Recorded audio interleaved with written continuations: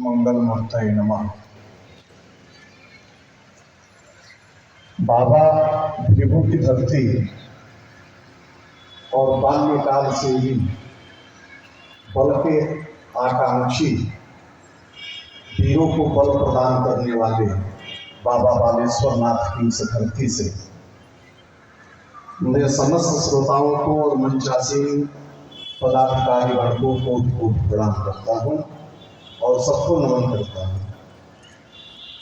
आज का विषय वास्तव में है तो बड़ा गूढ़। कुछ करने के लिए कुछ समय की भी बाध्यता होती है। बहुत संक्षिप्त शब्दों में कुछ एक विषयों पर मैं प्रकाश डालूंगा। हिंदू संस्कृति और हिंदू गीता प्रेस पहले तो हिंदू है कौन, हिंदू क्या? तो एक तो सामान्य अर्थ ये मिलता है कि सिंधु से हिंदू बना। उसमें कुछ विवाद होते हैं कि वहाँ सिंधु है तो यहाँ हिंदू कैसे हुआ। तो इस विषय के जो व्याकरण के विशिष्ट विद्वान होंगे वह जानते हैं।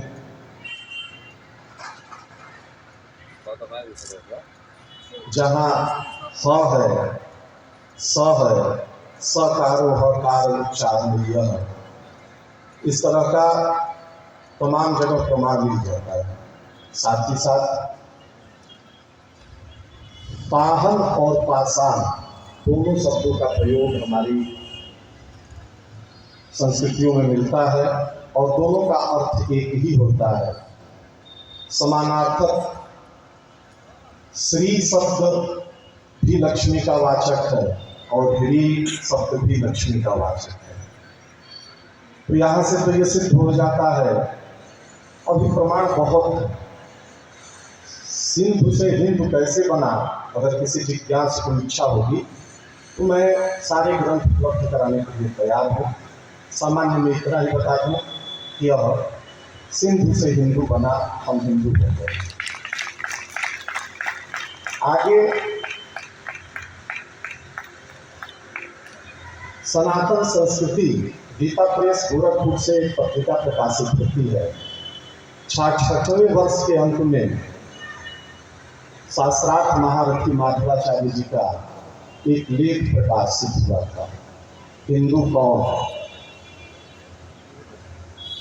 हिंदू तो ठीक है, और यह भी बात बता के सत्य है कि संकुचित भावना के साथ हम नहीं कह सकते कि यही हिंदू है या ये हिंदू नहीं है। इतना संक्षिप्त में हम नहीं इसको कह सकते हैं। प्रमाण तो यहाँ तक मिलता है कि आदिम पुरुष का जो सृष्टि क्रम प्रारंभ हुआ था वह यहीं से हुआ था, और जितने विश्व में आज लोग फैले हैं वो सब हिंदू हैं। बाकी धर्म तो बाद में आए हैं, बाकी धर्मों का समावेश बाद में होते गया, लेकिन हर धर्मों के समावेश में भी हम हिंदू हैं और सभी हिंदू हैं, कोई एक नहीं है। अगर ऐसा होता तो फिर वह वाक्य गलत हो जाता। अयम निज परो वेद गणना लभ्येतसाम। तो अयम निज परो वेद गणना लभ्येतसाम उदार चरिता नाम की वसुधैव कुटुम्बकम्। तो इस वसुधा के जितनी धाराएं हैं वो सब तो हमारी है और हम सबके हैं। तो झगड़ा करने के लिए तो बहुत रास्ता है साहब, लेकिन प्रेम करने की जो बात हो तो फिर हिंदू को समझ लें हिंदू क्या है। उसमें एक लेख प्रकाशित हुआ था कि हिंदू कौन है।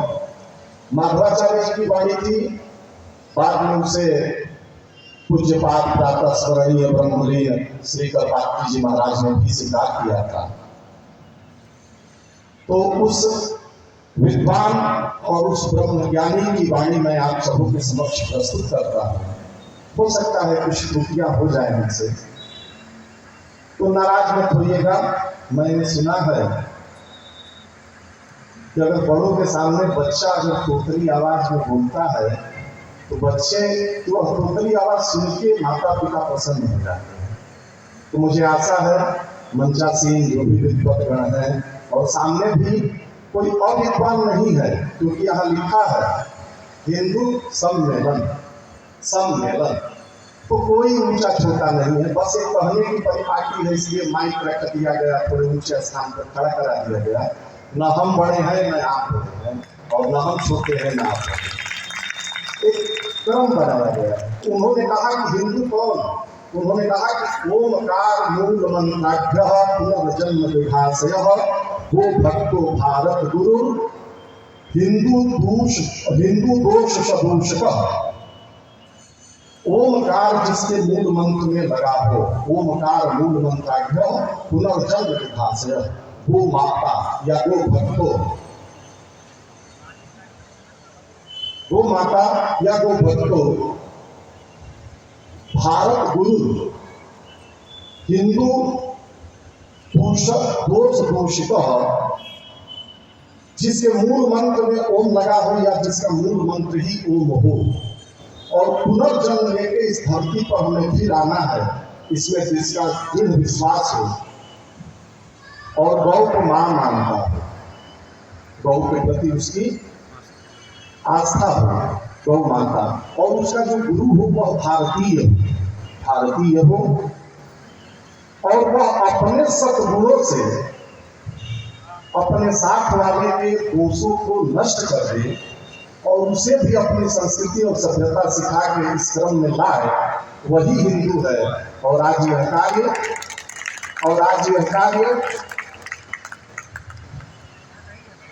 हमारे जो भी हिंदू समाज के लिए, इसके उत्थान के लिए जो भी सभाएं बैठती हैं या जो भी इसके संचालक हैं वो सब करते हैं, और मैं इसके लिए उन सभी को साधुवाद दूंगा। हम ब्राह्मण हैं, यह क्षत्रिय है, यह वैश्य है, यह शूद्र है, ये तो एक क्रम चलाया गया, एक परंपरा बनाई गई कि हाँ समाज को कैसे चलाया जाएगा। उसके लिए आज भी तो सरकारी कार्यालयों में होता है, ये ग्रेड के हैं, ये बे ग्रेड के हैं, ये फोर्थ ग्रेड के हैं, तो वहां भी तो ये क्रम चलता ही है। तो ये समाज चलाने की क्रिया है, न कि किसी के लिए यह हो गया कि नहीं आपका बकौती है कि नहीं भैया तुम पंडित हो ना। पंडित का मतलब ये नहीं कि किसी जाति विशेष का यह संबोधन नहीं है। सत असत विवेचनी बुद्धि सा पंडा पंडित, तो पंडित को अगर ऐसा ही होता तो फिर पंडित के 4 भेद बताए गए हैं और कहा गया कि गृहेषु पंडिताः केचित् केचित् ग्रामेषु पंडिताः सभायां पंडिताः केचित् पंडित पंडिताः। वहाँ गृहेषु पंडिताः, तो यहाँ तो सबके घर के पंडित की बात हुई। तो सवाल ये होता है कि कौन घर का पंडित? तो घर का पंडित वो है जो बताता है ये तो हुआ खटिया तो ना कई जगह हो, खा के थैया में हाथ ना धोल जला हो, ये पंडित का काम है। और समाज को भी एक बताता है, तो उसे पंडित कहा गया। संकुचित विचारधारा में न तो हमारी संस्कृति रही है, न हमारी सभ्यता रही है और न हमारे धर्म ग्रंथ रहे हैं।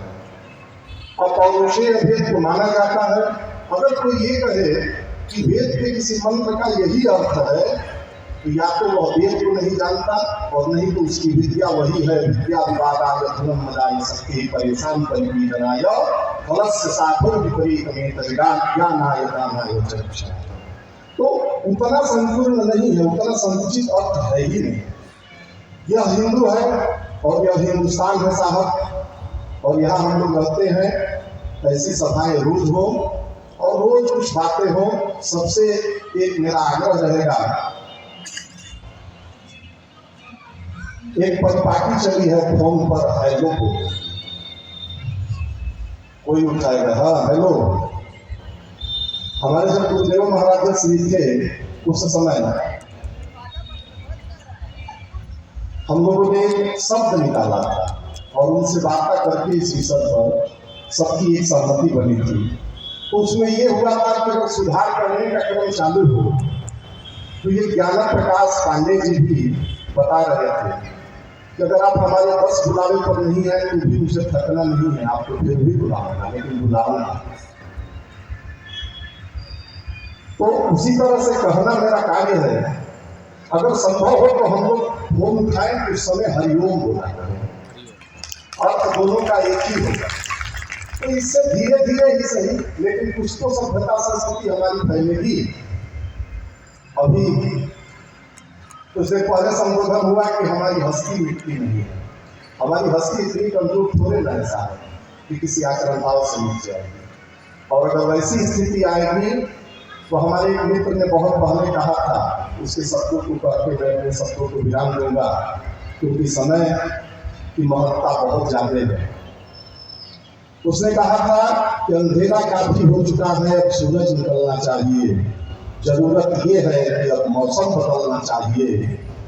और गिर गया है सनातन रूपी हिंदू अगर विधर्मी जैसे भेड़ियों के घेरे में, तो हर एक सनातन हिंदू के हाथ से अब पत्थर निकलना चाहिए।